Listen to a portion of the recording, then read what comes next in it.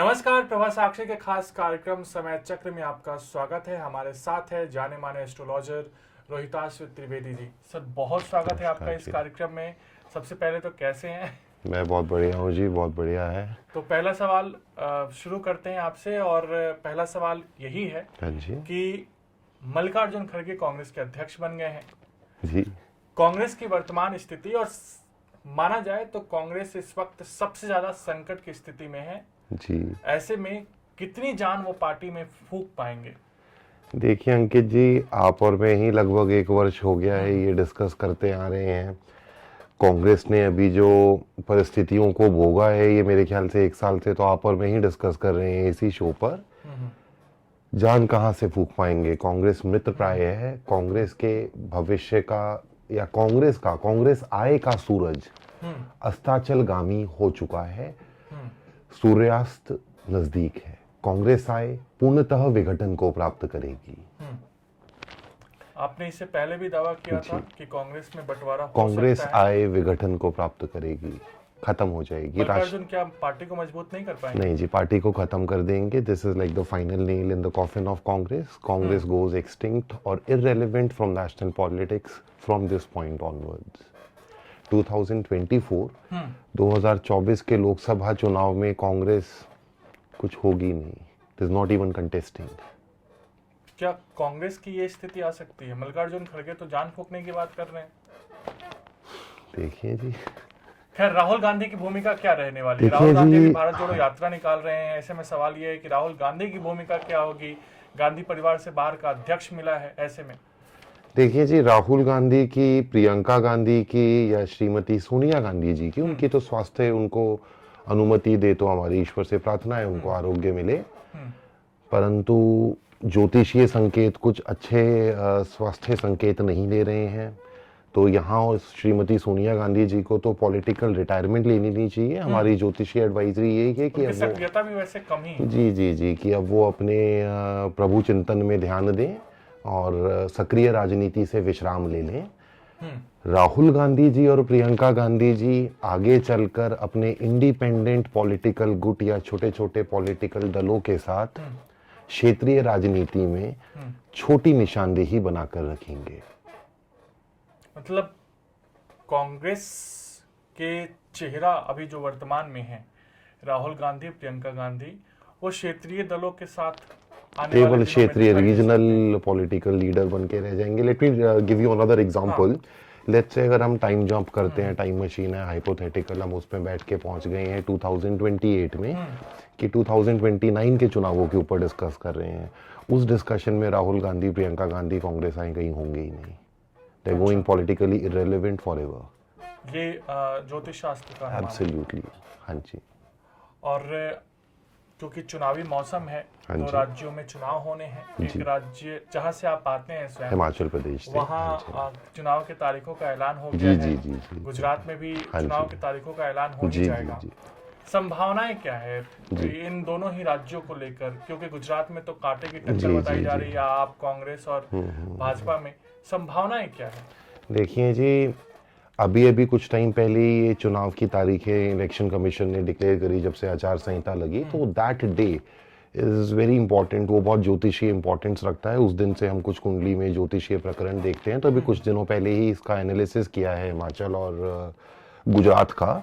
Detailed मैं आपको पूरा एक तरह का ओपिनियन पोल नहीं दे सकता कि कांग्रेस कितनी कि हिमाचल में कितनी सीट किस पार्टी को मिलेगी और गुजरात में किस पार्टी को कितनी सीट मिलेगी। Maybe by next week I will have that. अभी मैं आपको ये बता सकता हूँ कि हिमाचल प्रदेश में उत्तराखंड की तरह इस बार स्विंग नहीं लगेगी। भाजपा पूर्ण बहुमत से सरकार बना लेगी। अच्छा, भाजपा के पक्ष में? जी, भाजपा पूर्ण मत से सरकार बना लेगी। गुजरात में भाजपा पूर्ण बहुमत से सरकार बना लेगी। कांग्रेस की मत प्रतिशत में गंभीर गिरावट आएगी गुजरात के अंदर। आम आदमी पार्टी जी, वो वोट प्रतिशत जो कांग्रेस का गुजरात में घटता हुआ दिख रहा है, उसका फायदा आम आदमी पार्टी को गुजरात में कुछ लगेगा। मोस्टली आम आदमी पार्टी के उम्मीदवारों की जमानतें गुजरात और हिमाचल में जब्त हो जाएंगी। 2-4 सीट आ गई तो आ गई, इससे ज्यादा नहीं होगी। लेकिन विपक्षी एकजुटता की बात की जा रही है। जी क्या जी जी क्योंकि ये ऐसा सवाल है जो 2024 तक चलता ही रहेगा, तो क्या विपक्षी एकजुटता यहाँ से अब भी दिखाई दे रहा है? क्योंकि ममता बनर्जी फिलहाल विपक्षी एकजुटता से दूर दिखाई दे रही हैं। जी शरद जी पवार जी की ओर से कोशिश की जा रही है, लेकिन उधर के चंद्रशेखर राव ने अपनी पार्टी बना ली। क्या विपक्षी एकजुटता दिख रही है 2024 चुनाव को लेकर वर्तमान परिस्थिति में? देखिए अंकित, मैं इसको, अगर आप और मुझे विपक्ष का अनुमति अगर दें, एकता हो तो चेहरा कौन? जी, इसको लेकर क्या कहना आप चाहते अगर मुझे अनुमति दें तो मैं इसको थोड़ा डिटेल में हैं? बिल्कुल बिल्कुल, मुझे डिटेल बताना के लिए ही हम चाहूँगा। जी आपसे जी बात जी, कर रहे हैं। देखिए भारत की अगर हम राजनीति देखें, आज़ाद भारत की मैं बात कर रहा हूँ, भारत तो सनातन है। बिल्कुल this current innings of ours as republic of India 1947 से जैसे हम देखें, अगर 1990 के दशक में अचानक से भारत में रीजनल पार्टीज का दबदबा बढ़ने लगा। एक पॉलिटिकल अनसर्टेनिटी का दौर आया मिड 90s में। फिर अटल बिहारी जी ने सरकार बनाई, भाजपा ने सरकार बनाई। अब हम वापस, हाँ जी, अब हम वापस 30 साल का एक पूरा साइकिल हुआ शनि का। उस वक्त भी शनि ने मकर संक्रमण करा था, अब दोबारा शनि ने मकर संक्रमण किया 2020, 22, 23 में। इस समय अवधि में अब अगर हम देखें, रीजनल पार्टीज की नेशनल पॉलिटिक्स में डोमिनेंस 2027 आते आते हमेशा के लिए समाप्त हो जाएगी। From 2026 onwards for next 3 decades। बड़ी बात कह रहे हैं के चंद्रशेखर राव, ममता बनर्जी, नीतीश कुमार का क्या होगा फिर? राष्ट्रीय राजनीति में कोई भी महत्व नहीं रह जाएगा। 2026 से आने वाले 25 से 30 वर्षों के लिए भारत कदाचित वन पार्टी रूल जैसी परिस्थिति से यदि गुजरे तो इसमें कोई हैरानी की बात नहीं लग रही। देखिए जी, ऐसा लगता है कि 2026-27 आते आते भारत में बीजेपी की अधिकांश राज्यों में सरकार होगी, केंद्र में सरकार होगी, और विपक्ष का मायना केवल क्षेत्रीय या रीजनल पॉलिटिक्स में सीमित रह जाएगा। और शायद आने वाले 25-30 वर्षों तक भारत एक केवल बीजेपी की सत्ता के दौर से गुजरता रहे, ऐसा राष्ट्रीय हित में भी है। एक सिंपल एग्जांपल में आप इसको वन पार्टी रूल, एक democratic one party rule, not like China but a one party rule, और in simple words BJP is here to stay. जो अमित शाह कहते हैं कि हमें आगे 50 सालों तक बीजेपी सत्ता में इज रहना है। Here to stay. All other को टक्कर देने की संभावना किसी भी पार्टी में नहीं दिख रही है? नहीं जी, मुझे तो ये दिख रहा है कि बाकी जो रीजनल लीडर्स हैं जिनकी हम बात कर रहे हैं, ये भी सब सूनर और later they will realize that they have to align with BJP national interest, and most of them will end up aligning with BJP. And I don't see any significant opposition to BJP either in 2024 or in 2029. It is about 2034, and there are certain young smart politicians in India who are actually playing for 2034. Sachin Pilot ji is one of them, in my opinion. He is also aiming at 2034. Nobody cares for in between these 10 years, because these 10 years BJP is going for a marathon run. चलिए, अब आपने तो 2024 और 29 में तो विपक्ष को आपने खारिज कर दिया है। बावजूद इसके एक सवाल बन रहा है, क्योंकि बिहार की पॉलिटिक्स में नीतीश कुमार का नाम लगातार चर्चा में है। प्रशांत किशोर दावा कर रहे हैं कि एक बार फिर से वो भाजपा के साथ हो जाएंगे। नीतीश कह रहे हैं कि नहीं, वो जो मन में आता है वो बोलते हैं। नीतीश कुमार को लेकर संभावनाएं क्या है? क्या बिहार में अस्थिरता एक बार फिर से 2025 या 24 से पहले दिखाई दे रही है, जैसा कि लगातार दावा किया जा रहा है कि नीतीश कुमार कभी भी पलटी मार सकते हैं? क्या उनको लेकर कुछ इस तरीके की ज्योतिष शास्त्र में संभावनाएं हैं? आने वाले कुछ समय में ऐसा प्रतीत होता है कि नीतीश कुमार जी पुनः भाजपा में घर वापसी का प्रयास करेंगे। ये बड़ा दावा कर रहे हैं जी। उनके इस प्रयास को ठुकरा दिया जाएगा और अब उनका भाजपा में स्वागत नहीं होगा। अपने इस कार्यकाल को पूरा करने के बाद वो दोबारा कभी भी बिहार की सत्ता को नहीं भोगेंगे। 2025 के बाद नीतीश कुमार बिहार के सत्ता में नहीं रहने वाले, कभी नहीं रहेंगे, कभी वो मुख्यमंत्री के पद पर नहीं। जो केंद्रीय राजनीति में आने की बात की जा रही है, उनके क्या इस पे संभावनाएं हैं? लाएगा कौन? आना तो चाहते हो, आने कौन देगा?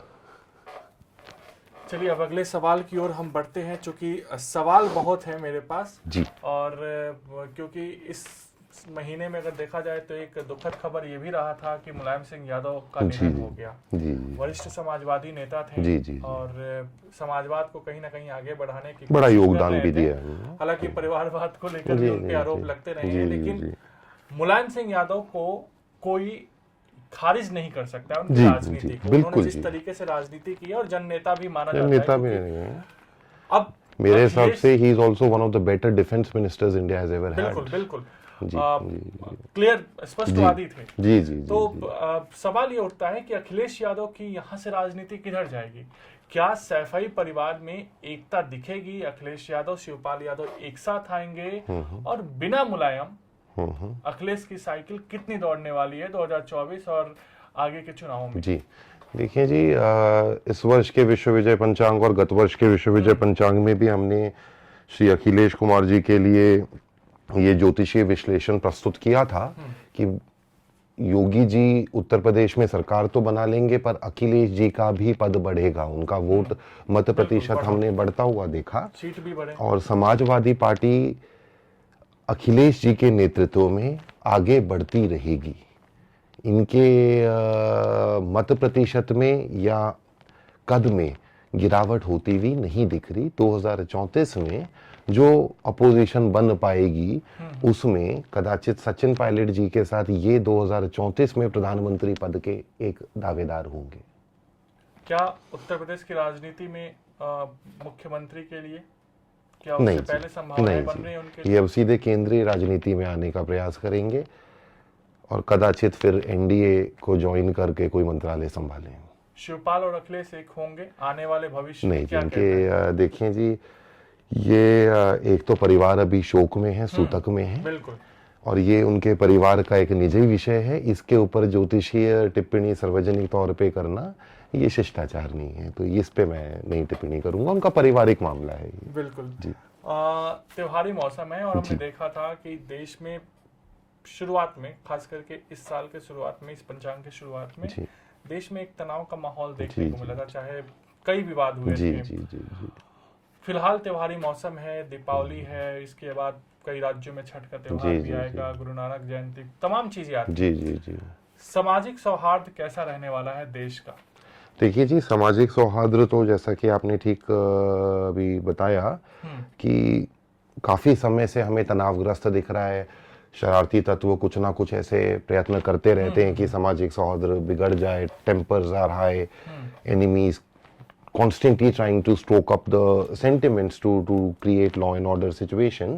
और आप और मैं इस शो पे भी काफ़ी टाइम से एक प्रार्थना करते आ रहे हैं अपने भारतीय भाई बहनों के साथ कि कुछ भी हो जाए, no matter what hits you, please stay united. यदि इसके ऊपर सबसे अधिक अमल करने की आवश्यकता है तो वह दिनांक 25 अक्टूबर 2022 से दिनांक 25 दिसंबर 2022 तक है।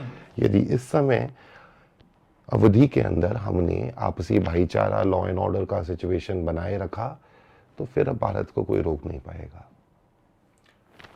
आंतरिक सुरक्षा और बाहरी सुरक्षा भारत के लिए एक बड़ी चुनौती है वर्तमान परिस्थिति में देखें तो। इसको लेकर ज्योतिष शास्त्र फिलहाल क्या कह रहा है? देखिए जी, आज मकरस्थ शनि ने स्तंभी गति को प्राप्त किया। ये एक बड़ा एस्ट्रोलॉजिकल इवेंट होता है। This is Saturn, sidereal Saturn going stationary in the cosmos, in the celestial belt, in Capricorn. इन शनि के इस स्तंभी काल में कुछ बड़े बड़े जियोपॉलिटिकल इवेंट्स हुए हैं, जिसमें से एक तो बहुत बड़ा इवेंट जिसे मैं मानता हूँ, अग्नि प्राइम का आज भारत ने टेस्ट किया, सफल टेस्ट किया। This is a game changer. This missile changes the game. It has in principle changed our historic position on our nuclear deterrence, and the canister technology, which I read in some media report only, which this missile is capable of, changes the power game of entire Southeast Asia. I think with this test, the power equation have heavily swung in India's favor. तो भारत का कद वैश्विक स्तर पर बढ़ेगा। जी, इसी में मैं एक और आपको बड़ा इंटरेस्टिंग पॉइंट ऐड करना चाहूँगा। भारत अग्नि 5 टेस्ट करता है और मियाँ इमरान खान के पॉलिटिकल करियर पे ताला लग गया। कोइंसिडेंस ही होता जा रहा है। और वो अभी जब हम लोग इस पे चर्चा कर रहे हैं तो जी। उनके खिलाफ एक एक्शन भी हो गया है। मेरे ख्याल और से कुछ चल ही रहा है अभी एज ऑफ वो नाउ। आने वाले 5 सालों तक सांसद नहीं रह सकते हैं। जी जी जी उनके जी खिलाफ बड़ा एक्शन हुआ है। जी जी तो जी ये आपने बहुत पहले ही कह दिया था कि इमरान खान की जी मुश्किलें अब जी बढ़ने वाली हैं। जी जी जी। यहाँ हमारे पाकिस्तानी भाई बहनों को भी समझना पड़ेगा, वो वही जहर की मानसिकता जो 50 60 70 सालों से चली आ रही है, उसी में आगे बढ़ना है, या अब आगे आधुनिक विचारधारा एकता की ओर बढ़ना है। यदि आप उसी मानसिकता पे अड़े रहे तो श्रीलंका, यूक्रेन और आने वाले समय में अन्य कुछ राष्ट्रों के साथ जो होने वाला है, वो एक साथ सारा का सारा पाकिस्तान के साथ होना निश्चित है। पाकिस्तान के लिए राह आगे का आसान नहीं है ज्योतिष शास्त्र के मुताबिक। बदलना पड़ेगा, मानना पड़ेगा, झुकना पड़ेगा, पश्चाताप करना पड़ेगा, वरना पृथ्वी से नष्ट हो जाएगा। खैर, अभी हम लोग इंडिया पे फिर से आते हैं क्योंकि बहुत ज्यादा हो हल्ला है जी रुपए में गिरावट को लेकर, जी महंगाई को लेकर, जी और विपक्ष तो आरोप लगा ही रहा है लेकिन जनता के पॉकेट पर भी असर पड़ रहा है। जी बिल्कुल। और कहीं ना कहीं महंगाई भी बढ़ी है और त्योहारी मौसम में ये महंगाई और भी लोगों के लिए बड़ा झटका है। जी महंगाई कब कम होगी? क्या महंगाई ऐसे ही जारी रहने वाली है? साथ ही साथ रुपए में गिरावट डॉलर के मुकाबले कब थमेगा? जी, इसको भी अंकित अगर आप अनुमति दें तो मैं थोड़ा डिटेल में बिल्कुल, बताना बिल्कुल। चाहूँगा। बड़ा इम्पोर्टेंट इशू है, इम्पोर्टेंट टॉपिक है। देखिए जी, पहली चीज़ तो ये समझ लीजिए कि रुपए नहीं गिर रहा है, डॉलर बढ़ रहा है। क्या सिर्फ डॉलर बढ़ रहा है? रूबल भी बढ़ रहा है।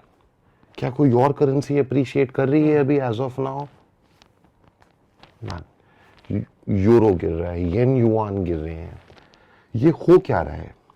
आई थिंक अब तो आज से 2 साल पहले जब हमने विश्व विजय पंचांग में प्रेडिक्ट करा था कि 2022 में महामंदी, इकोनॉमिक डिप्रेशन आएगा, तभी काफ़ी लोगों ने मजाक उड़ाया था। पर अभी तो आई थिंक काफ़ी इकोनॉमिस्ट, काफ़ी फाइनेंशियल इंस्टीट्यूशन, कुछ गवर्नमेंट्स भी तभी जबान में बोलने लग गई है कि global economy is headed into a recession. I am still very confident on our analysis, astrological analysis, that it is not a recession, it is a depression. We are headed towards a global depression, and this depression is bigger than the 1930 dip. अभी ये depression आ रहा है, global depression, पूरा supply chain बदल जाएगा, global order बदलेगा, सब कुछ बदलेगा। इन्फ्लेशन के अंदर राहत नहीं आएगी। इसको ऐसे समझ लीजिए, अब सारी चीज़ों को अपने हमारे पिछले क्वेश्चन को भी इसी के साथ रीड कीजिए। लॉ एंड ऑर्डर, सामाजिक सद्भाव, इन्फ्लेशन बढ़ती जाएगी। क्या इसे कोई भी सरकार रोक पाएगी? नहीं रोक पाएगी। पूरा सप्लाई चेन रीजेग हो रहा है।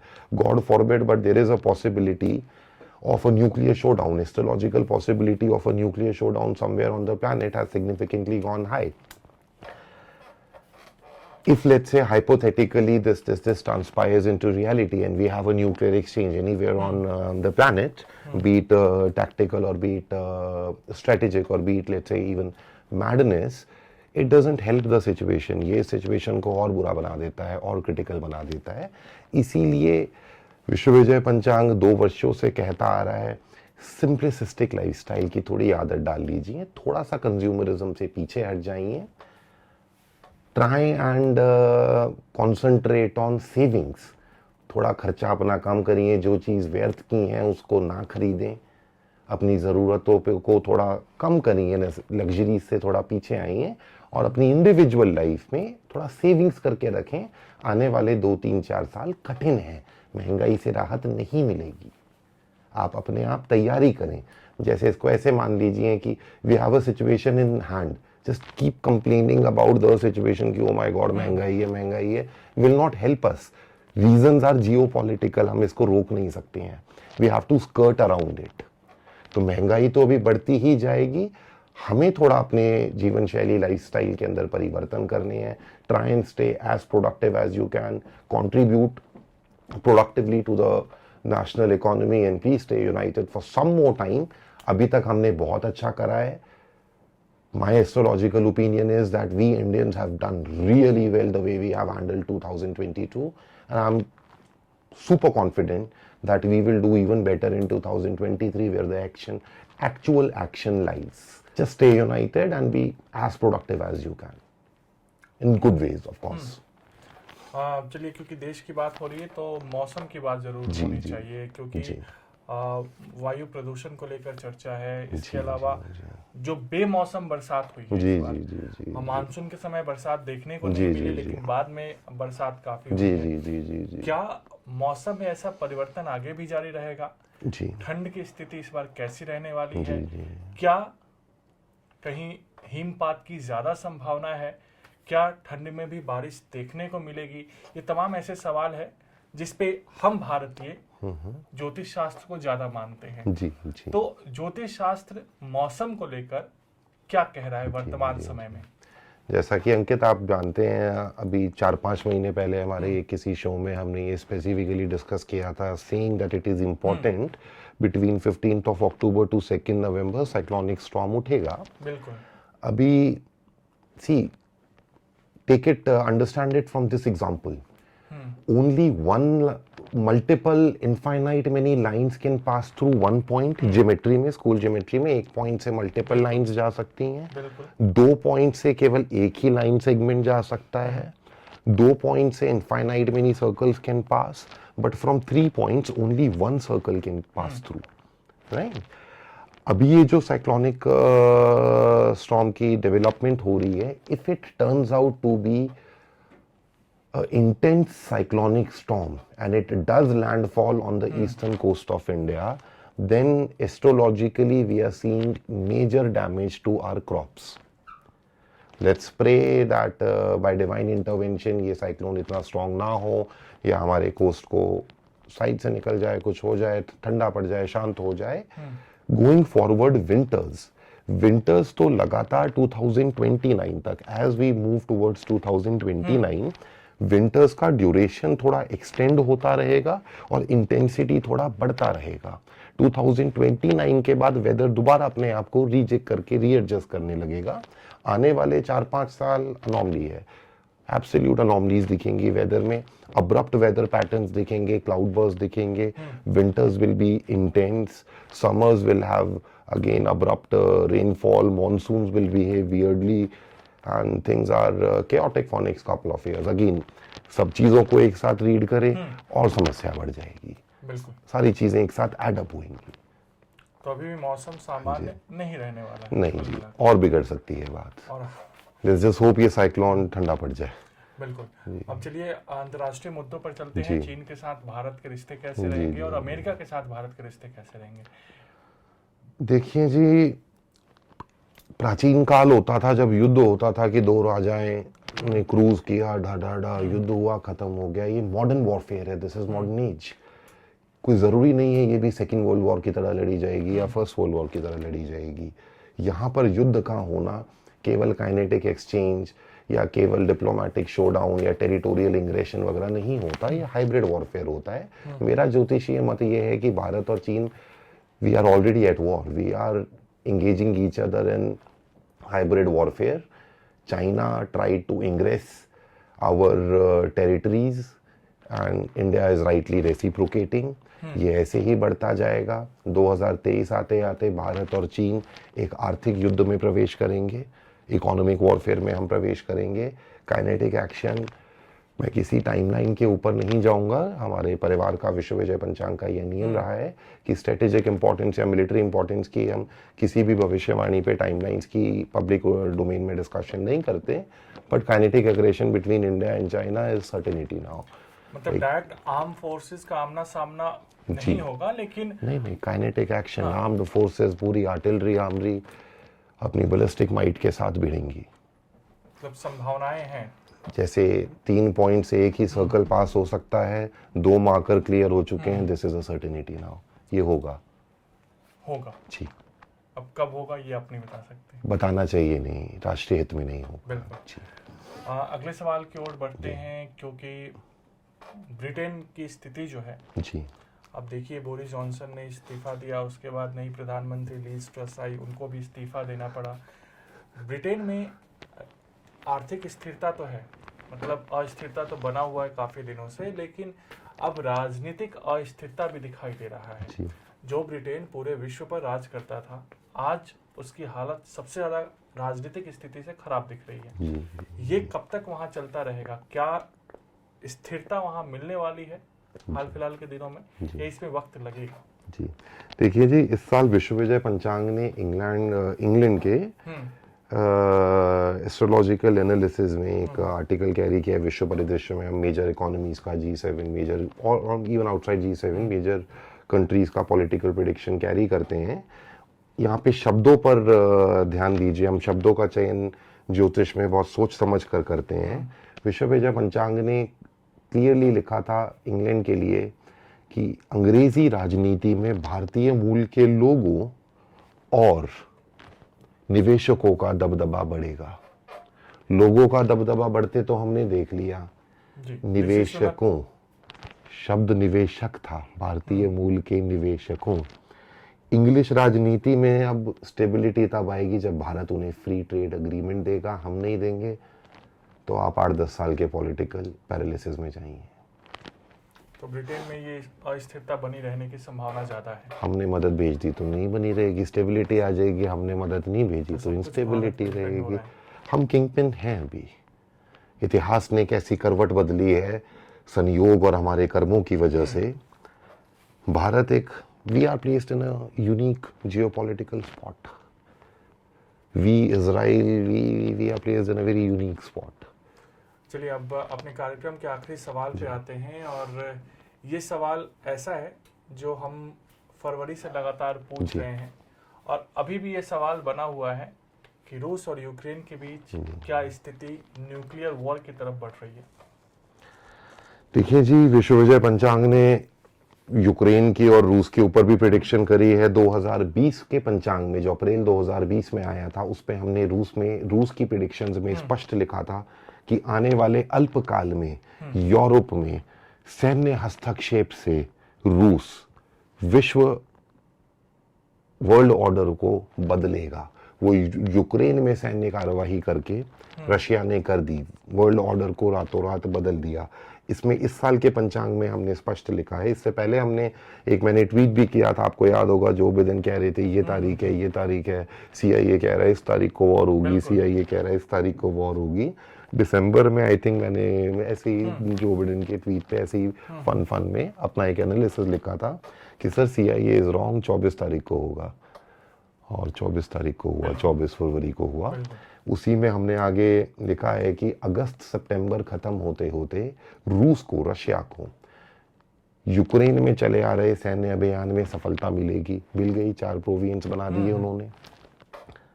इसी में ये भी लिखा गया है कि जनवरी फरवरी 2023 में श्रीमान व्लादिमीर पुतिन की लोकप्रियता में थोड़ी सी गिरावट आएगी जनवरी फरवरी में, जो अभी दिखनी शुरू हो गई। अब आप समझ लीजिए वो क्या करेंगे जनवरी फरवरी में जिससे लोकप्रियता में गिरावट आए। इसी श्रृंखला में अप्रैल 2023 खत्म होते होते विक्ट्री डे के साथ साथ रूस यूक्रेन में अपने सैन्य अभियान को समाप्त करेगा। युद्ध अभी मई 2023 तक चलेगा। ये आप बड़ी बात कह रहे हैं, तो जो युद्ध को लेकर रुचि रखते हैं वो सर के बातों पर जरा गौर करें। फिलहाल आपने एक वो धमाके की बात करी, न्यूक्लियर धमाका। हाँ, Let's pray astrological indications are wrong here. It appears to happen. I'm not sure if it is a nuclear accident. ये मानवता के लिए ठीक नहीं है। मानवता के लिए ठीक नहीं है। मैं विश्व तो नहीं बोलूंगा, उसमें तो बाकी प्राणी जगत भी आता है, पर मानवता के लिए मानवता के लिए ठीक नहीं है। पर ज्योतिष मानवता के अधीन नहीं है। बिल्कुल जी। तो आज के कार्यक्रम में इतना ही। अगले अंक में फिर आपसे मुलाकात होगी। फिलहाल मुझे यानी अंकित सिंह और रोहिताश त्रिवेदी को दीजिए इजाजत। नमस्कार। अगर आप भी लेना चाहते हैं देश दुनिया की तमाम जानकारी तो आज ही सब्सक्राइब करें हमारे चैनल को। साथ ही नीचे दिए बेल आइकन को जरूर दबाएं ताकि हर अपडेट आप तक पहुंच सके।